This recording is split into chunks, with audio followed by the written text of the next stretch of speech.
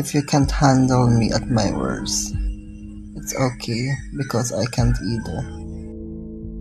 I was aware that I was acting atrociously, but I couldn't stop myself.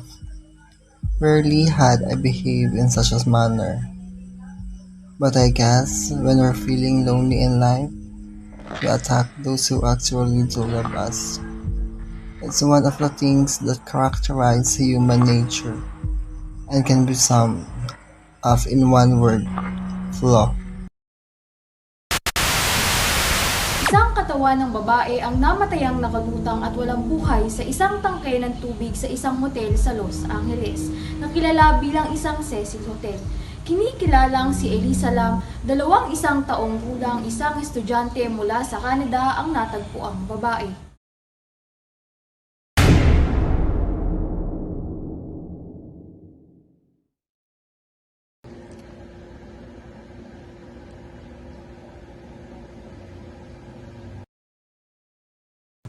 Enero 26 taong 2013 nang mapagdesisyonan ni Elisa na mag-check-in sa Cecil Hotel sa Los Angeles.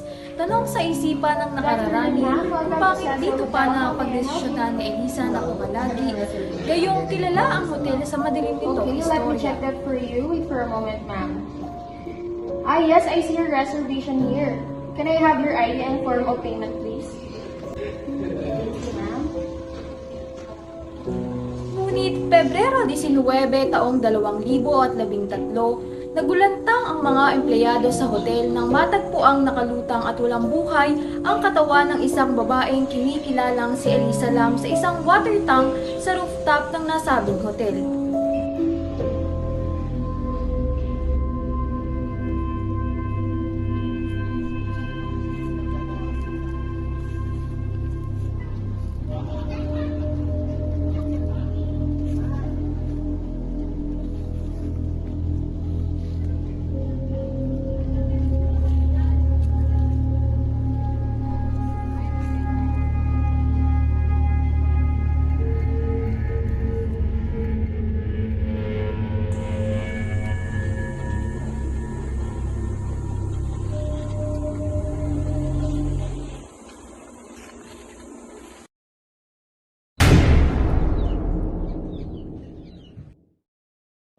Nagulat kami kasi may na-receive kaming call at report na may nawawalang Canadian tourist sa Cecil Hotel.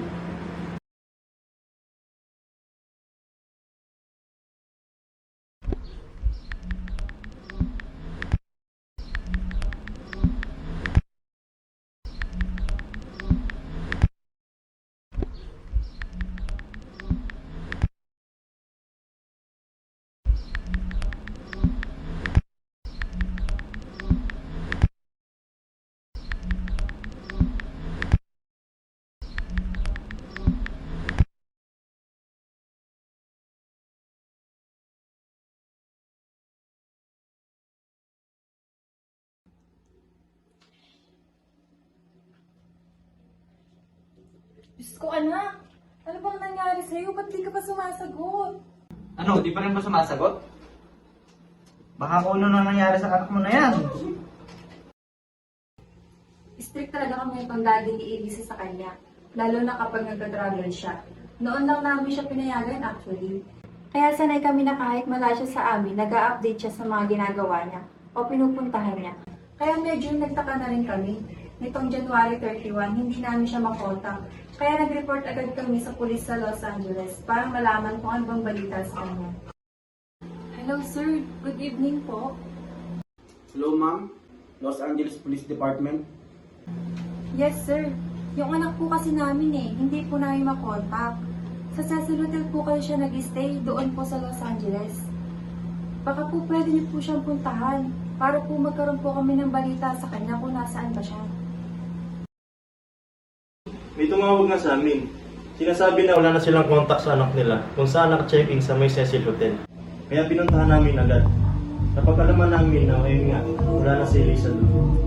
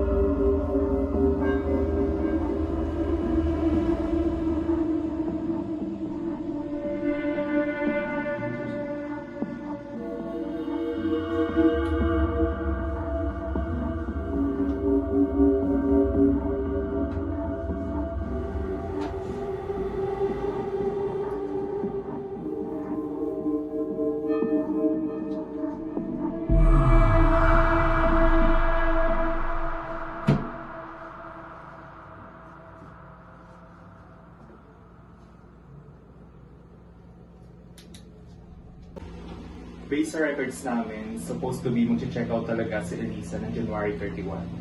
Kaya nung dumating yung mga polis, doon na namin na napagtanto na nawawala nga siya. Doon na namin siya dineclare as missing dahil hindi na siya makontak at wala na rin balita sa kanya doon sa hotel na pinag-check-inan niya.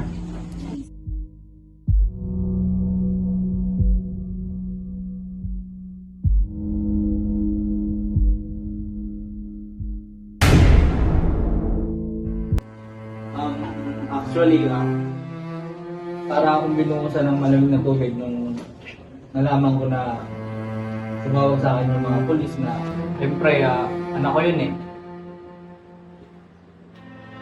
Tapos, di ko nga hinahayaan siya na aalis ng bahay na di namin alam na tapos kaisa-isang beses ko lang siya pinayagan. Ganito pa yung nangyari. Sobrang nakakaano lang na sorry.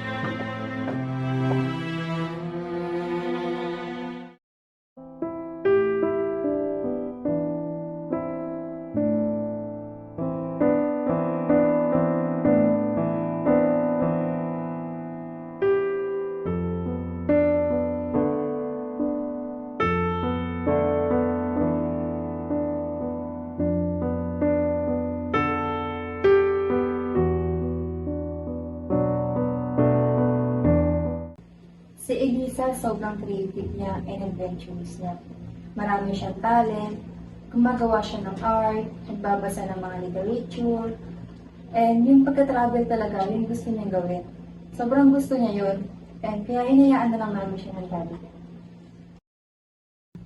As we interview people around her, she is a Canadian resident who is currently studying at British Columbia in Vancouver, Canada, and majoring up in psychology. According to her family and friends, she loves writing and exploring a lot of things, kaya rin marami nang narating si Elisa, gaya na lang ng pag-travel niya sa Los Angeles. Elisa is so smart, and she has been so good to us and our friends. Writer po siya and mahilig po siya gumawa ng vlog. And talk about everything that she feels in her journey. Nalaman nga namin na mahilig pala mag-vlog itong si Elisa. In fact, we searched for her blog website and we found out na Etherfields yung name and mahilig siya mag-post doon sa lahat ng na-feel niya, yung mga thoughts niya, and yung mga experiences niya. we look for her post kasi baka may matrace kaming mga ganap nga and may makuha kaming mga information and we are hoping that we're going to connect the dots.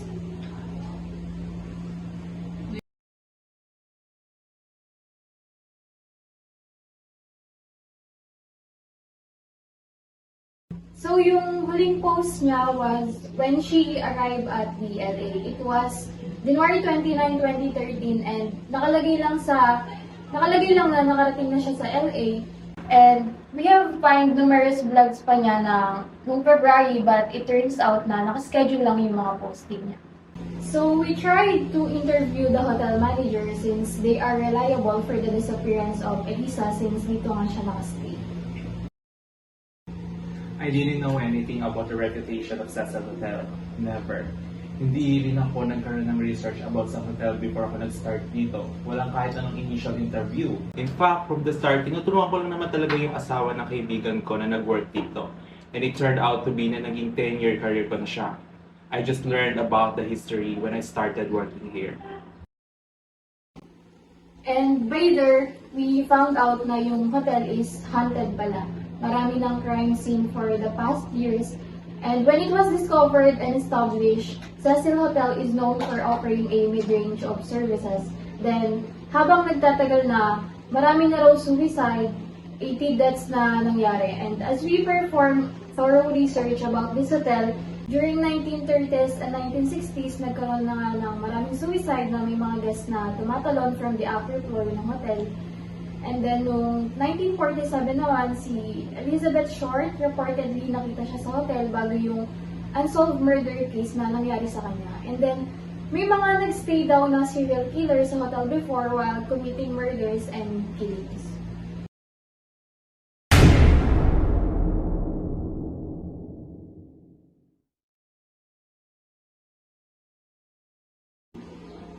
Actually, according sa front desk, marami raw roommates ni Elisa ang nagko-complain about sa erratic behavior. Paiba-iba yung mood niya, kaya nag-decide na yung front desk namin na ilipat siya ng room. Sinabi na nilipat daw ng room. Hindi man lang ba nila in-inform yung parents about doon? We are just a hotel, not a hospital. So I think it is not our responsibility na i-inform pa yung family niya regarding her room transfer. Based sa CCTV na nirelease ng hotel, noong January 31 yung last na nakita ang presence niya. We have gathered her last elevator CCTV footage and yun yung pinaka last moment na nakita siya sa hotel.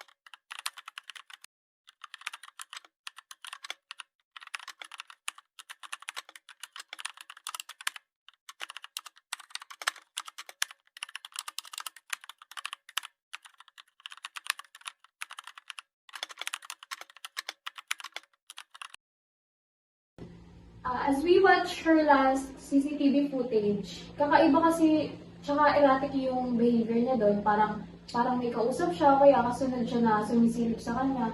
Sobrang kakaiba kasi based din sa CCTV, wala naman siyang kasama sa elevator.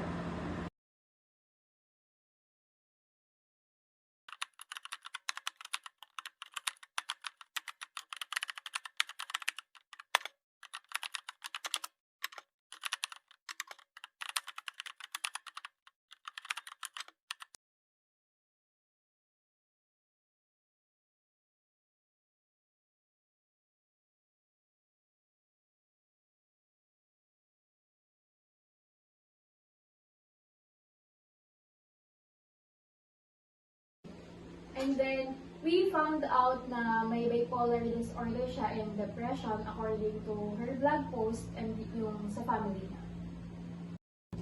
Si Elisa po kasi may bipolar disorder and depression. Iba po siya ng mood. And then, grabe po talaga yung nararamdaman niya. Minsan po to the point na nag-iiba na po yung behavior niya. Kaya po nagtitake po siya ng medication and pills for her. According sa autopsy report, wala namang anything na drugs na na-take niya. A little bit of alcohol but there weren't any trace of drugs at all na pwedeng makahide sa kanya kaya siya nag-behave ng ganun sa elevator.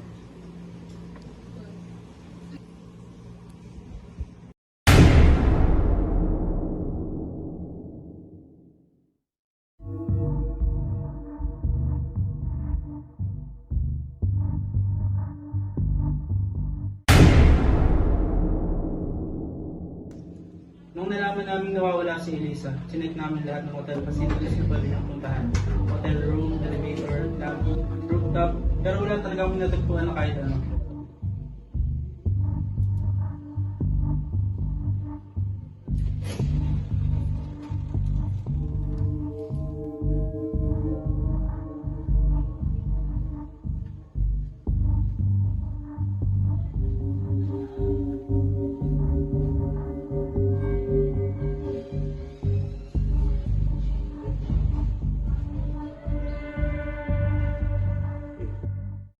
Nawalan na talaga kami ng pag-asa. Kasi walang hit na kahit ano. We tried to connect the dots. Lahat ng proof na pwedeng gamitin, but it doesn't make sense. I think kilala naman ang Los Angeles. It has been known for being a crime scene country. May mga places, street, and spot na may mga nawawalang bata, nire-rape, kahit dumaan lang sila, bigla na lang reportedly may mga nawawala.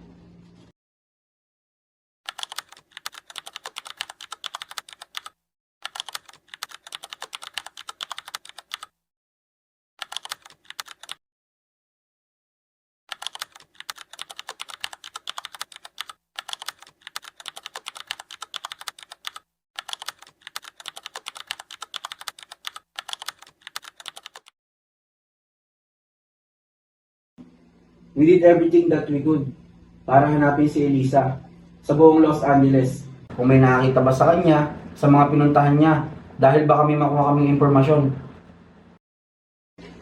According to our information, may nagpunta raw na 2 lalaki dito sa hotel kasama si Elisa Lam.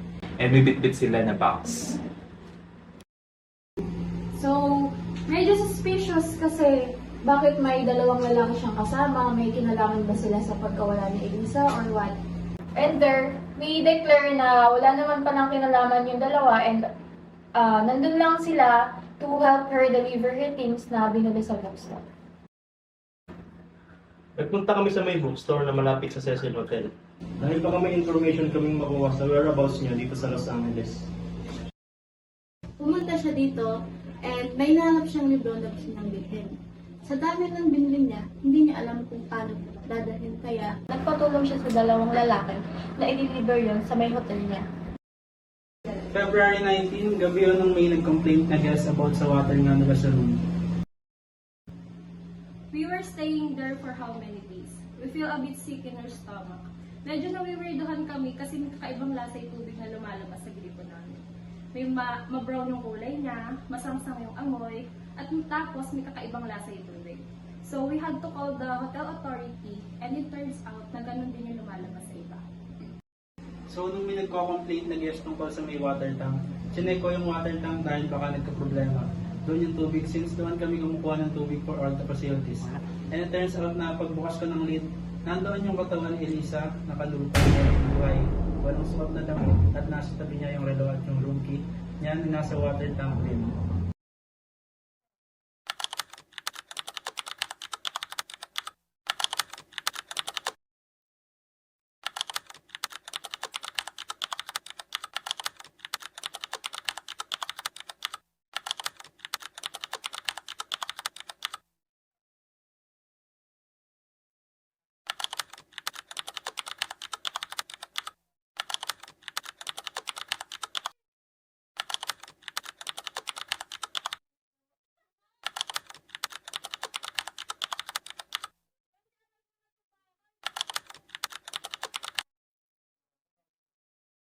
naka-receive kami ng tawag from Cecil Hotel. And sinabi nga na nakita na nila yung katawan ni Elisa lang na matagal na namin hinahanap doon sa hotel.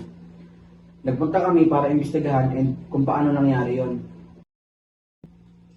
Nakita na namin siya bago pa itong mangyari na pumunta nga siya doon sa area ng hotel kung saan pinagbabawal na pumunta yung mga guests.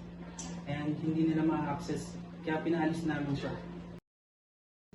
Sabi ng hotel staff, bawal daw doon kasi hindi na-access ng guest yung way papunta doon sa rooftop. So, paano napunta siya doon? Hindi man lang ba siya binantayan ng mga staff? Ang daming loopholes at medyo suspicious kung paano siya napunta doon actually. May kinalaman ba yung mga staff sa pagkawala niya? Possible na dumaan sa may fire escape si Elisa dahil wala siyang susi para i-unlock yung access sa may rooftop.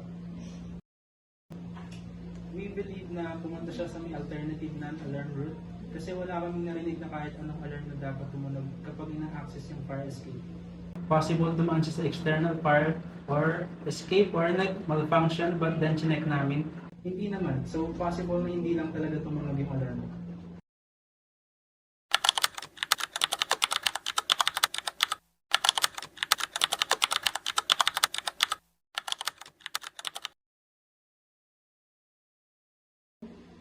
Possible naman siyang mabuhat.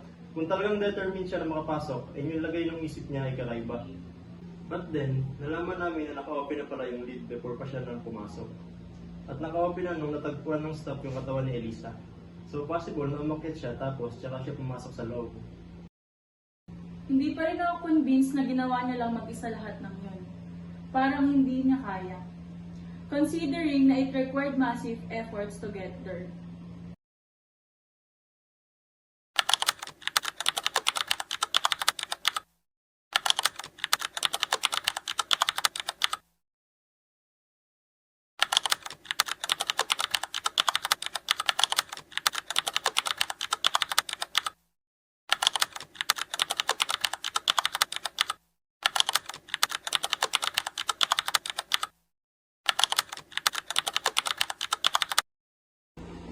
Yung investigation namin, binase namin sa may autopsy report.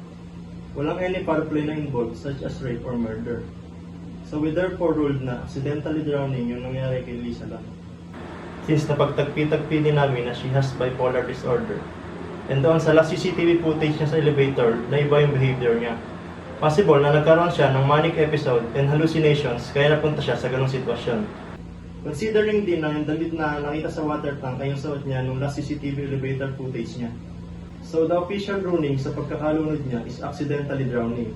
And bipolar disorder is a significant contributing factor.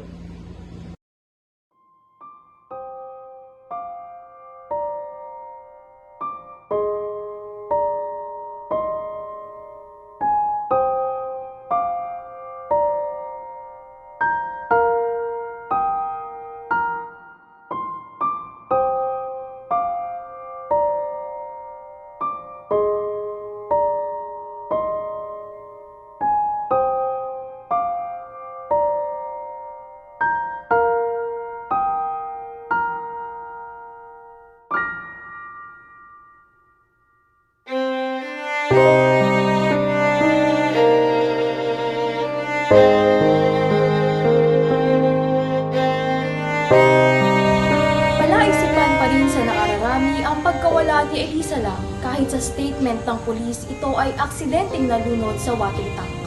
We are left with more questions than answers. Tunay nga bang siya ang nagtapos ng kanyang buhay o may taong sangkot sa pagkamatay nito? Ang istorya ni Elisa ay talaga namang naakit ang milyong tao sa buong mundo. Hindi lang dahil sa kanyang pagkamatay, kung hindi dahil din sa malalim itong pinagdadaanan. Tunay ngang ang kanyang storya ay nag-iwan ng maraming debate, teorya at katanungan sa ating isipan.